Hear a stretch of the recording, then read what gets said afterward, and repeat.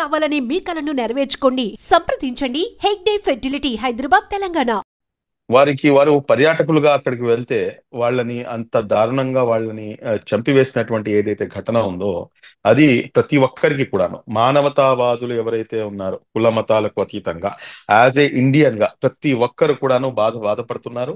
ప్రతి ఒక్కరు కూడాను బాధలో ఉన్నారు.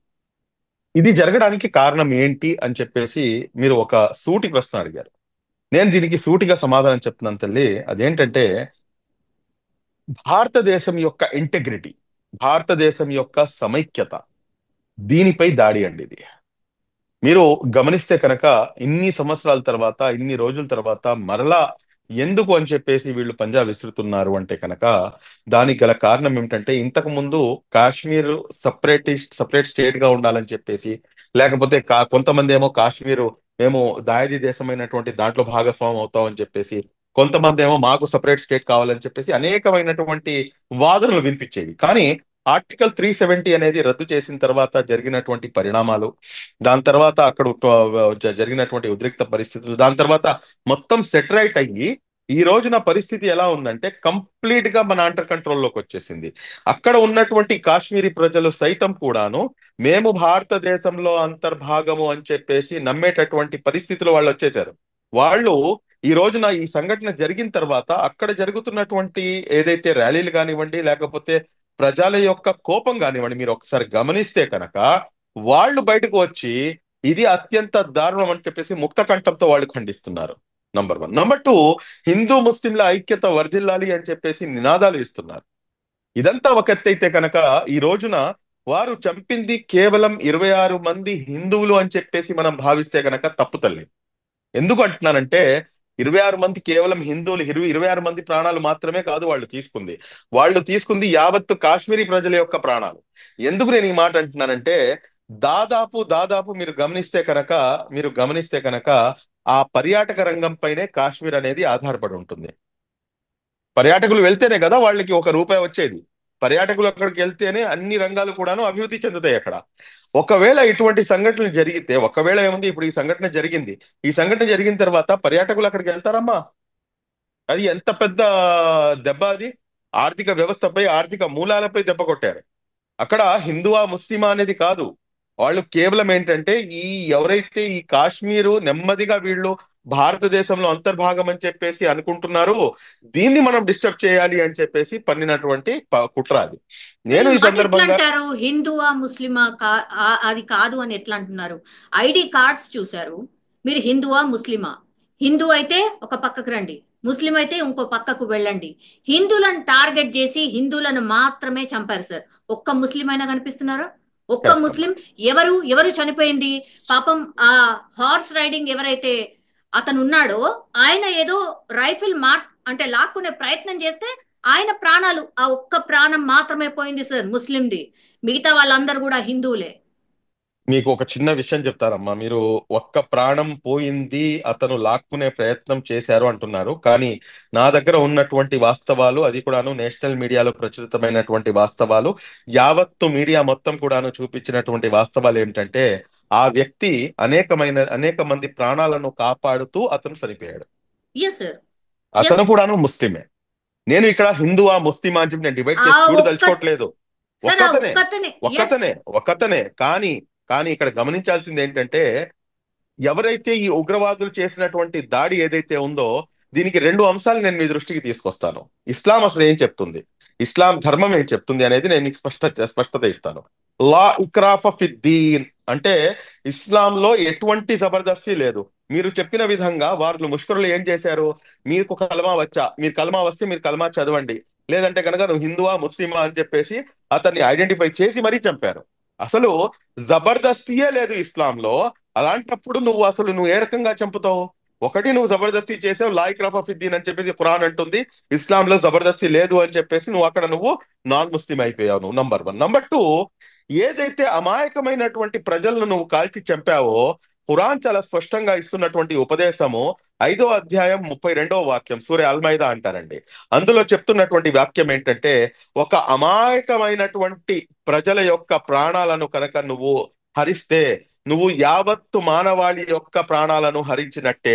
అదే విధంగా ఒక అమాయక ప్రజల యొక్క ప్రాణాలను నువ్వు కాపాడితే కనుక యావత్తు మానవాళిని కాపాడినట్టే అని చెప్పేసి. సార్ మరి వన్ వన్ అలాంటప్పుడు బేసిక్ క్వశ్చన్ సార్, వన్ ఈ బేసిక్ యధవులు క్వశ్చన్ సార్. ఎవరైతే ఉన్నారో వీళ్ళు ముస్లింలు అని చెప్పేసి వాళ్ళ క్లెయిమ్ ఎలా చేస్తారండి? వాళ్ళు ఖురాన్ కి వ్యతిరేకంగా పనిచేశారు. ఏదైతే ఇస్లాం ప్రతి ధర్మం ఉందో, ముస్లిం సార్ ప్రతి ముస్లిం ఖురాన్ చదువుతారా సార్? ఏ ఏజ్ నుంచి చదువుతారు సార్? ప్రతి ముస్లిం ఖురాన్ చదువుతాడా అంటే కనుక ప్రతి ముస్లిం ఖురాన్ చదవాలి అంటాను నేను. చదువుతారా చదవరా? చదువుతారు, ఖచ్చితంగా ఏ ఏజ్ చదువుతారు. నుంచి సార్? సార్ ఏ ఏజ్ నుంచి సార్? ఆ, మీకు ఇప్పుడు నా పిల్లలు ఉన్నారమ్మా. నా పిల్లలు అయితే నాకు 4th క్లాస్ నుంచి, అంటే వాళ్ళ అక్షరాభ్యాసమే ఖురాన్తో మొదలు పెడతాము. అచ్చా, ఓకే.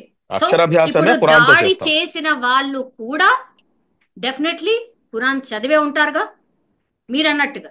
అంటే అవునమ్మా. ఖురాన్ ఏం చెప్తోంది, దానికి అపోజిట్ గా ఎట్లా చేస్తారు మరి? ఎస్, అంతా ఖురానే కదా, ఎట్లా అవునమ్మా. చేసిండ్రు ఇప్పుడు మరి? ఒక సమాజంలో ఇప్పుడు దొంగలు కేవలం ముస్లింలలోనే ఉన్నారా, లేకపోతే ఒక మతంలోనే ఉన్నారా?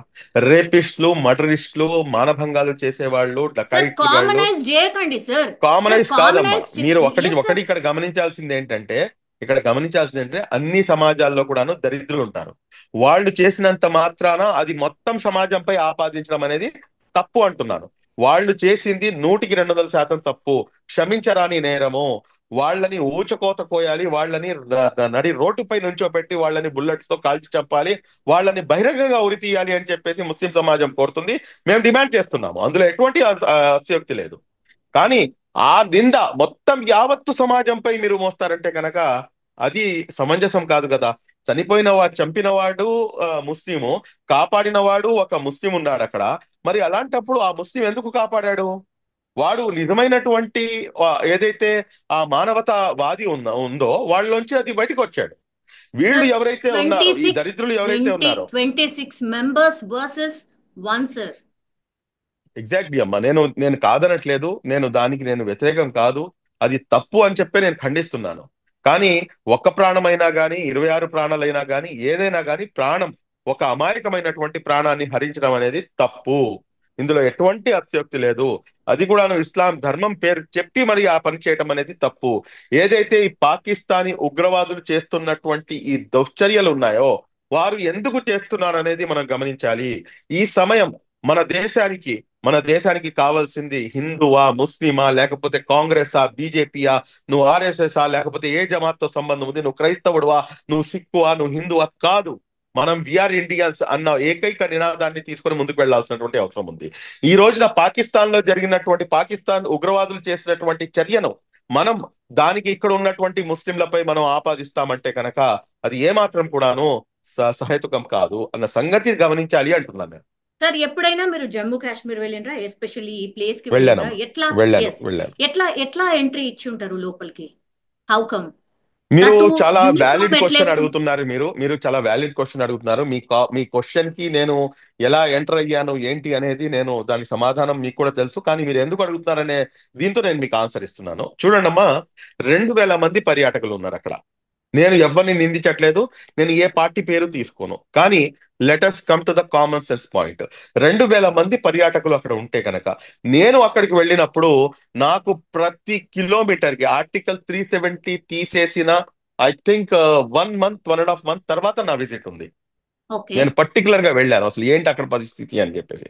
అప్పుడు ఉన్నటువంటి పరిస్థితి ఏంటంటే ప్రతి అడుగు తీసి అడుగు వేస్తే ఆర్మీ దళాలు పూర్తిగా ఆక్యుపై చేసుకొని వాళ్ళు పూర్తిగా సెక్యూరిటీగా ఉన్నారు. కానీ ఇది కంటిన్యూస్ ప్రాసెస్. కాశ్మీర్ అంటే కొంచెం ఈ విధంగా ఉంటుంది కాబట్టి, అది కాకుండా పర్యాటకులు వస్తారు కాబట్టి అక్కడ సెక్యూరిటీ అనేది చాలా ఎక్కువగా ఉంటుంది. మరి అలాంటప్పుడు ఏదైతే ఈ సంఘటన జరిగిందో ఆ సంఘటన జరిగిన ప్రాంతం నుంచి ఏదైతే మెయిన్ సిటీ ఉందో అది 250 కిలోమీటర్ల లోపలికి వెళ్ళాలి. అంత లోపలికి వెళ్ళడానికి అక్కడ 2000 మంది పర్యాటకులు ఉంటే అక్కడ ఉన్నటువంటి సెక్యూరిటీ ఏంటమ్మా? నేషనల్ మీడియాలో ఒక మీడియా ఛానల్లో కూర్చొని ఇంకో మీడియా పేరు తీసుకోకూడదు కాబట్టి నేను పేరు తీసుకోవట్లేదు. ఒక ప్రముఖ నేషనల్ మీడియాలో ఒక రిపోర్టర్ రిపోర్టింగ్ చేస్తూ అత్యంత దారుణమైనటువంటి సెక్యూరిటీ ఇక్కడ ఉంది, ఇక్కడ సెక్యూరిటీ అసలు ఏ మాత్రం లేదు, ఇది అత్యంత దారుణం అని చెప్పేసి అతను కూడాను రిపోర్ట్ చేయడం జరిగింది. నేను ఇక్కడ ఒకళ్ళని తప్పు పట్టట్లేదు. నేను ఇక్కడ చెప్తుంది ఏంటంటే మా తప్పుల్ని కూడా మేము సరిదిద్దుకోవాల్సినటువంటి అవసరం ఉంది అని చెప్పేసి నేను చెప్తున్నాను అంతే. ఏదో రకంగా ఎవరైతే ఈ ముష్కరులు ఉన్నారో వాళ్ళు ఏదో ఒక మార్గం ద్వారా ఎంటర్ అయి ఉంటారు కదా.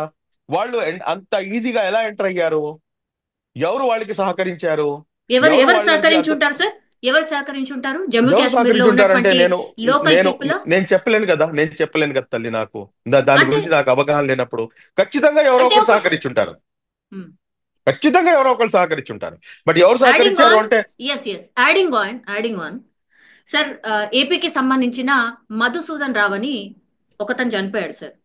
మీరు చూసే ఉంటారు నాకు తెలిసి. చూశానమ్మా. యా, వాళ్ళ మిస్సెస్ ఇచ్చినటువంటి ఎస్, స్టేట్మెంట్ కూడా విన్నాను నేను. చూసారు కదా.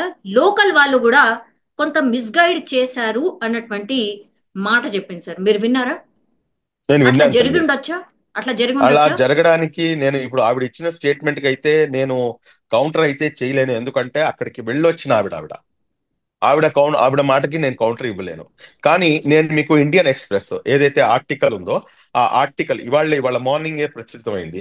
Pahalgam guide become guardian angel for Chhattisgarh BJP worker, hug the children, save their lives అని చెప్పేసి ఎవరైతే బీజేపీకి ఛత్తీస్గఢ్ కి చెందినటువంటి యువ నాయకుడు ఉన్నారో ఆయన పేరు వచ్చేసి అగర్వాల్ అండి. 35 సంవత్సరాలు ఆయనకి.